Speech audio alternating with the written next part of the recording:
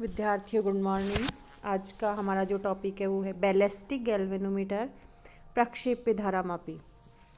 BSc part first paper first mechanics के unit 4 से हमने ये टॉपिक लिया है। प्रक्षेप्य धारामापी या विद्युत यांत्रिक निकाय क्या होता है? Electromechanical system ballistic galvanometer. प्रक्षेप्य धारामापी में चुंबकीय ध्रुवों के मध्य अंतराल में फोस्फर ब्रॉस के तार द्वारा एक कुंडली स्वतंत्र रूप से लटकी होती है।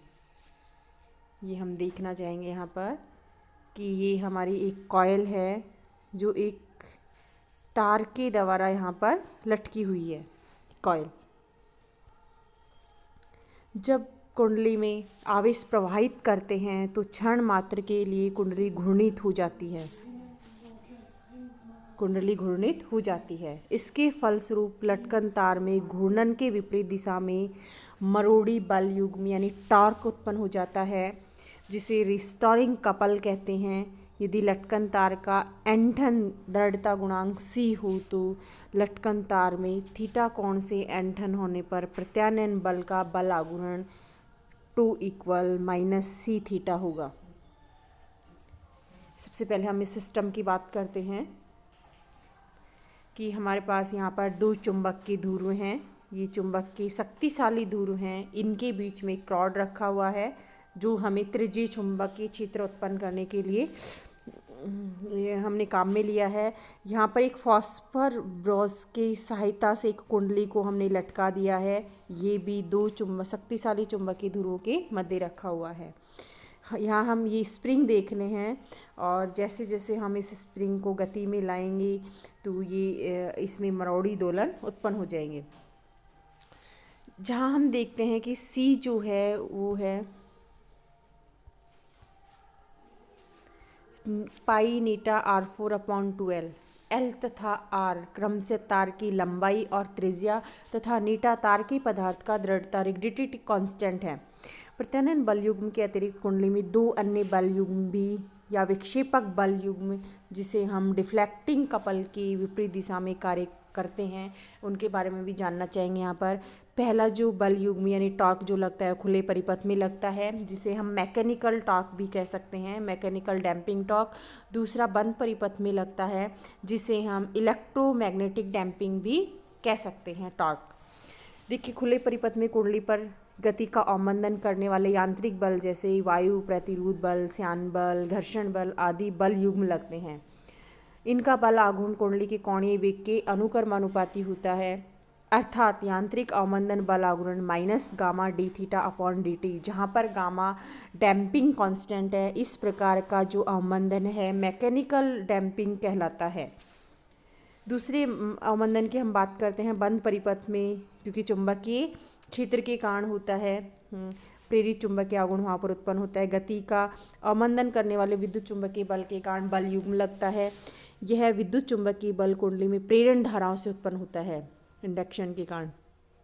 कुंडली पर उत्पन्न विद्युत चुंबकीय बल का बल आघूर्ण इलेक्ट्रोमैग्नेटिक टॉर्क परिपथ में प्रतिरोध के व्युत्क्रमानुपाती होता है, यानी प्रोपोर्शनल 1/r, तथा कोणीय वेग के अनुक्रमानुपाती होता है। अर्थात विद्युत चुंबकीय आघूर्ण को हम लिख सकते हैं, बल आघूर्ण को -m/r/dθ/dt, यानी यह वेग के तो अनुक्रमानुपाती होता है, यानी dθ/dt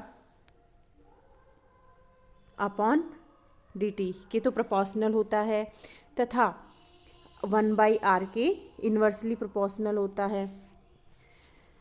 जहाँ m एक नियतांक है जो चुंबकीय फ्लक्स और कुंडली के क्षेत्रफल पर निर्भर करता है। इस प्रकार के अवमंदन को विद्युत चुंबकीय अवमंदन या इलेक्ट्रोमैग्नेटिक डैम्पिंग कहते हैं। अब हम यहाँ पर देख रहे हैं कि टोटल यहाँ पर एक घूर्णित करने वाली कुंडली पर 3 तरह के बल कार्य कर रहे हैं।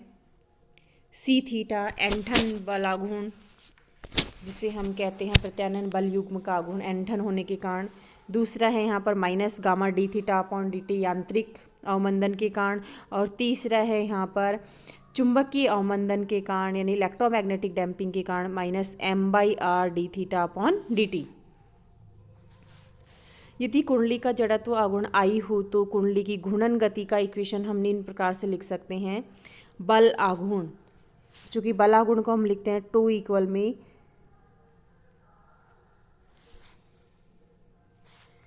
d2 theta upon dt square आई,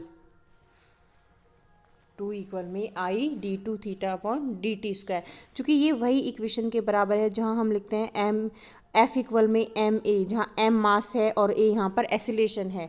ऐसे ही घूर्णन गति में एम के सिमिलर जो राशि है वो आई है, जिसे हम मोमेंट ऑफ इनर्शिया कहते हैं, और एसिलेशन जो हम d2 x upon dt square लिख सकते हैं, उसे हम घूर्णन गति में d2 theta upon dt square लिख सकते हैं। या हम ऐसा देख सकते हैं कि जैसे घूर्णन गति की प्रधान समीकरण टो इक्वल में आई अल्फा है, घूर्णन गति की प्रधान समीकरण टो इक्वल में आई अल्फा, आई यहाँ पर एसिलेशन है, एंगुलर एसिलेशन, टो इक्वल में I d2 theta upon dt square. Left hand side में हमने I d2 theta upon dt square रख दिया, और राइट हैंड साइड को एज इट इज़ हम लिख लेंगे minus C theta minus gamma D theta upon dt और minus M by R D theta upon dt। चूँकि इन सभी को हम लेफ्ट हैंड साइड में लेके आ रहे हैं और इक्वल में क्या करना चाह रहे हैं, ज़ीरो करना चाह रहे हैं, तो आई d2 theta upon dt square, यहाँ से इन दोनों टर्म्स में हम कॉमन ले लेंगे, d theta upon dt common आ रहा है और ये आ जाएगा, इसमें यहाँ बचेगा गामा, यहाँ से गामा और यहाँ से m, दोनों ही नेगेटिव में इधर आएंगे, पॉजिटिव हो जाएंगे, gamma m plus R M, gamma plus m by R D theta upon dt plus C theta. चूँकि हाँ हमने ये जो आई था इसका हमने पूरी में डिवाइडेशन कर दिया है, जैसे हमने डिवाइडेशन किया तो ये 1/i और 1/i ज़ीरो हो जाएगा। अब हम यहाँ कांस्टेंट मानेंगे कि 1/i gamma plus m by R equal में क्या हो, 2r हो, तथा c/i इक्वल में हो ओमेगा नॉट स्क्वायर। तो इक्वेशन कन्वर्ट हो जाती है d2 theta upon dt square plus 2r D theta upon dt plus omega naught square theta equal में ज़ीरो। ये एक सेकेंड ऑर्डर डिफरेंशियल इक्वेशन हमें प्राप्त हो रही है, जो अवमंदित कोणीय सरल आवर्ती दोलक का अवकल डिफरेंशियल इक्वेशन कहलाता है। ये समीकरण अन्य अवमंदित दोलक के अवकल समीकरण जो कि हम पहले पढ़ चुके हैं कि सिमिलर है, इसलिए इसका हल हम मान सकते हैं कि इसका हल इस फॉर्म में दिया जा सकता है। चूँकि ये थीटा के लिए है इसलिए थीटा के ही सॉल्यूशन होंगे। Theta equal E raise to की power minus R T A E raise to की power T root R square minus gamma naught omega not square plus B E raise to की power minus T root R square minus omega not square. यहाँ से हम ए तथा B की value find कर सकते हैं। अगर टी इक्वल ज़ीरो हो तो थीटा क्या होगा, वहाँ पर शून्य, परंतु आवेश के क्षणिक प्रवाह के कारण कुंडली को कोणीय वेग प्रदान किया जाता है, अतः टी इक्वल ज़ीरो पर थीटा इक्वल में ज़ीरो, जिसे थीटा इक्वल ज़ीरो हो जाएगा, T equal zero raise to की पावर टी ज़ीरो, ये ए प्लस बी इक्वल में क्या होगा, ज़ीरो होगा, अर्थात b इक्वल में माइनस ए, यानी इस b की जगह हम वैल्यू रख सकते हैं माइनस ए।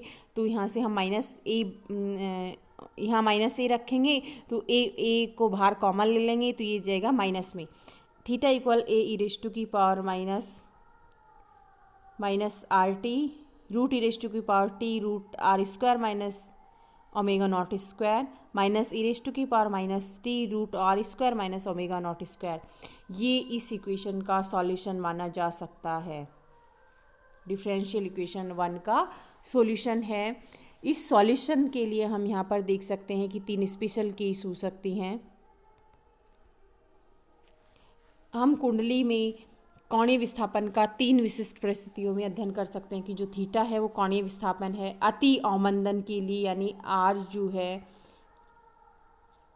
वो ओमेगा नॉट की तुलना में बड़ा हो, यानी इस कंडीशन में क्या होगा, gamma plus M by R greater than 2 root C आई।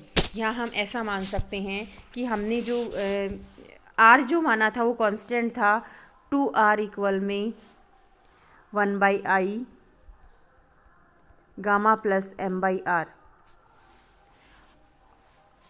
और जो हमारा ओमेगा नोट था, ओमेगा नॉट स्क्वायर इक्वल में था c/i। अब हम यहाँ कंपेयर करना चाह रहे हैं कि आर की तुलना, आर जो है ओमेगा नॉट की तुलना में क्या है, बड़ा है। तो इन दोनों की जब हम वैल्यू रख देते हैं तो आर ओमेगा नॉट इस कंडीशन में क्या होता है, ये 1/i gamma plus M by R equal में c/i। 2r है यानी ये हो जाएगा 2 आई से आई कैंसिल हो जाएगा और सी आई रूट में आएगा, चूँकि ओमेगा नॉट स्क्वायर है। Gamma plus M by R greater than होगा 2√CI। इस कंडीशन में थीटा का मान अधिकतम मान थीटा मैक्सिमम तक बढ़ता है तथा तत्पश्चात कुंडली बिना दोलन की चरघातांकी विस्थापन 6 के साथ स्थिर अवस्था में आ जाती है, जैसा कि हम डायग्राम में देखेंगे। अतः कुंडली की गति रुद्ध दोलित यानी डेड बीट वाली होती है। यहाँ हम देख रहे हैं कि जो गति है थीटा का मान एक अधिकतम पहुंच जाता है, अधिकतम जैसे पहुंच गया तक बढ़ता है, तत्पश्चात कुंडली बिना दोलन के चरघातांकी विस्थापन 6 के साथ स्थिर अवस्था में आ जाती है। सेकंड कंडीशन क्या हो सकती है? इस यांत्रिक अवमंदन की कंडीशन हो सकती है कि विद्युत चुंबकीय अवमंदन की तुलना में कम होता है। विद्युत चुंबकीय अवमंदन कुंडली के प्रतिरोध आर द्वारा नियंत्रित हो सकता है, अतः आर इक्वल में ओमेगा नोट हो, तो जिसे हम क्रिटिकल डैम्पिंग की केस कह सकते हैं। क्रांतिक अवमंदन की अवस्था में यानी gamma plus M by R equal में हो 2√CI।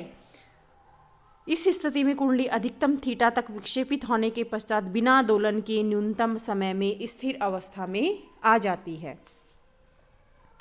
ये वाला हम इसमें मान सकते हैं ग्राफ। थर्ड पोजीशन हम देखेंगे यहाँ पर। थर्ड क्या हो सकता है? R less than omega not, यानी इस कंडीशन में न्यून अवमंदन होगा। आवेश प्रवाहित होने के पश्चात कुंडली दोलन प्रारंभ कर देती है। इसके लिए आर का मान अल्प होना चाहिए। फर्स्ट केस इसमें हो सकता है कि कुंडली का जड़त्व आघूर्ण आई तथा प्रतिरोध आर अधिक होना चाहिए। सेकंड हो सकता है कि यांत्रिक और विद्युत चुंबकीय अवमंदन गामा तथा एम दोनों कम होने चाहिए। तो इस केस में जो थीटा है वो नया रूप ले लेता है, theta equal theta naught e⁻⁻ sine omega T. अगर हम इस इक्वेशन का विस्तार से अध्ययन करें तो यहाँ हम देखते हैं कि ये जो केस है ये एक वेव का या दोलन के लिए है e⁻⁻ साइन ओमेगा टी, जिसमें दोलन समय के साथ घटेंगे एक पश्चात। और थीटा नोट जो है वो आयाम है, अवमंदन की अनुपस्थिति में यहाँ पर आयाम है, जैसा कि हम यहाँ देखना चाह रहे हैं। यहाँ हम देखेंगे इसे थीटा नोट अवमंदन की अनुपस्थिति में आवर्ती गति का आयाम है। चित्र में धारामापी की प्रक्षेप्य गति में अधिकतम आयाम जो होगा वो थीटा नोट e⁻⁻ ये जो है मैक्सिमम एम्पलीट्यूड है। थीटा नोट e⁻⁻ जो अवमंदन की स्थिति में आयाम की तुल्य है, तो t इक्वल 0 पर आयाम थीटा 0 होगा, t इक्वल 0 पर। ये हम अगर उस इक्वेशन का ग्राफ देखना चाहें, यानी इस इक्वेशन को अगर हम डायग्राम फॉर्म में यानी थीटा और टी के साथ में अगर हम चेंजेस देखना चाहें तो वो हमें ऐसे दिखाई देंगे। देख रहे हैं हम, ये जो एम्पलीट्यूड है वो धीरे धीरे कम होता जा रहा है। थीटा 1, थीटा 2, थीटा 3 और थीटा 4 एम्पलीट्यूड है। मैक्सिमम एम्पलीट्यूड 0 पे है, वो थीटा नोट है, ये हम देख रहे हैं। नेक्स्ट हम आगे लास्ट में देखेंगे कि जैसे जैसे हम टी टाइम की ओर बढ़ते जाते हैं, जो दोलन है वो एक टाइम के पश्चात रुक जाते हैं। जो अवमंदन की स्थिति में आयाम के तुल्य टी इक्वल 0 पर अधिकतम आयाम थीटा नोट है। अवमंदन की अनुपस्थिति में प्राप्त आयाम थीटा नोट कुंडली में प्रवाहित आवेश से संबंधित किया जा सकता है। इस प्रकार प्रक्षेप्य धारामापी द्वारा आवेश का मान हम ज्ञात कर सकते हैं। Q का मान हम यहाँ से ज्ञात कर सकते हैं। जैसे हम यहाँ पर देखेंगे Q का मान कैसे ज्ञात कर सकते हैं। देखिए, हम जानते हैं कि कुंडली से किसी समय t पर धारा अगर I प्रवाहित हो रही है और कुंडली पर कार्यरत बलाघूर्ण जो टो है उसे हम लिख सकते हैं NABI। टो इक्वल में होता है N, हम इसे ऐसा लिख सकते हैं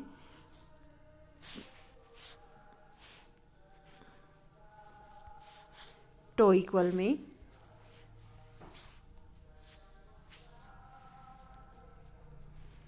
M cross P, tau equal में M क्रॉस B।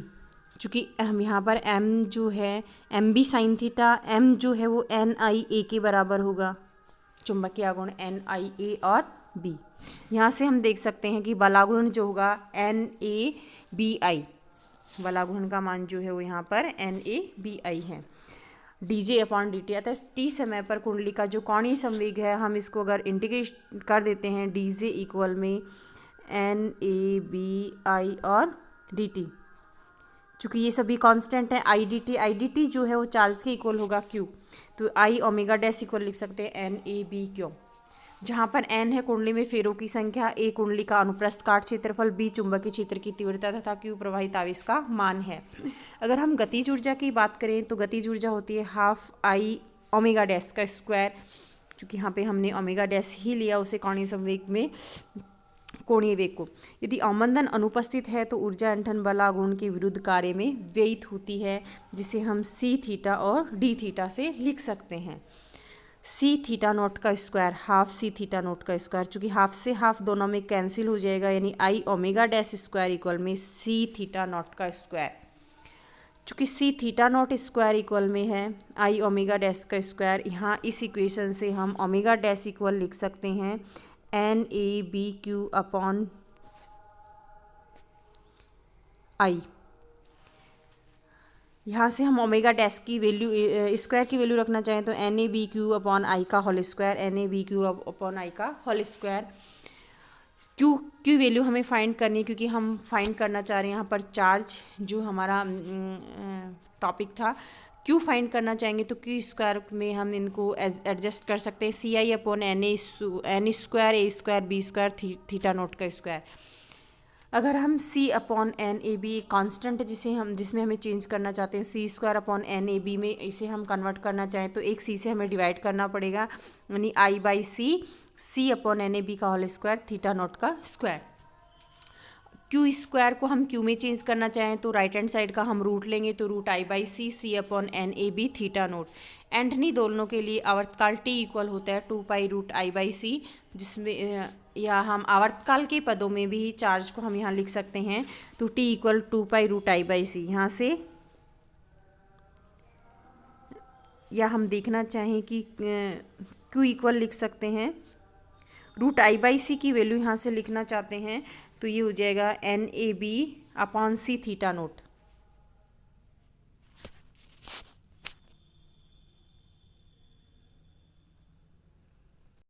अगर हम इस इक्वेशन में जो हमारे पास Q equal root I by C upon N A B theta naught है, जिसे हम ऊपर नीचे 2 पाई से मल्टीप्लाई कर देते हैं, 2 pi upon 2 pi root I by C और as it is C upon N A B theta naught. तो 2 पाई रूट आई बाई सी जो है वो टी में कन्वर्ट हो जाएगा, टी में कन्वर्ट हो गया यहाँ पर, जिसे हम देख रहे हैं टी में कन्वर्ट हो जाएगा, ये टी में कन्वर्ट हो गया। अपॉन में 2 pi C upon N A B theta naught, C upon N A B theta naught. या हम ऐसा देख सकते हैं T upon 2 pi C upon N A B theta 1 plus lambda by 2। यहाँ हमने देखा कि थीटा नोट का अगर हम एक्सपांशन करते हैं और मैक्सिमम यदि प्रथम अधिकतम विस्थापन की हम बात करते हैं तो गति का आयाम थीटा 1 होता है, और जिसे हम लिख सकते हैं थीटा नॉट इक्वल में theta 1 plus lambda by 2। Lambda की हायर टर्म्स को नेगलेक्ट करते हुए मान सकते हैं, तो थीटा नोट इक्वल हम रख सकते हैं थीटा 1 प्लस लैम्डा बाई 2। यहाँ हम देख रहे हैं कि ये जो पूरी टर्म है T upon 2 pi C upon N A B एक कांस्टेंट हो सकता है, जिसे हम के से लिख रहे हैं, जो कि बैलिस्टिक कांस्टेंट कहलाता है। ये एक बैलिस्टिक कांस्टेंट हो गया, तो इस इक्वेशन को हम यहाँ से यहाँ तक को के लिख सकते हैं, के थीटा 1 प्लस लैम्डा बाई 2। ये हमारी बैलिस्टिक कांस्टेंट के पदों में आयाम की इक्वेशन है। आज हम इतना ही पढ़ेंगे। Thank you.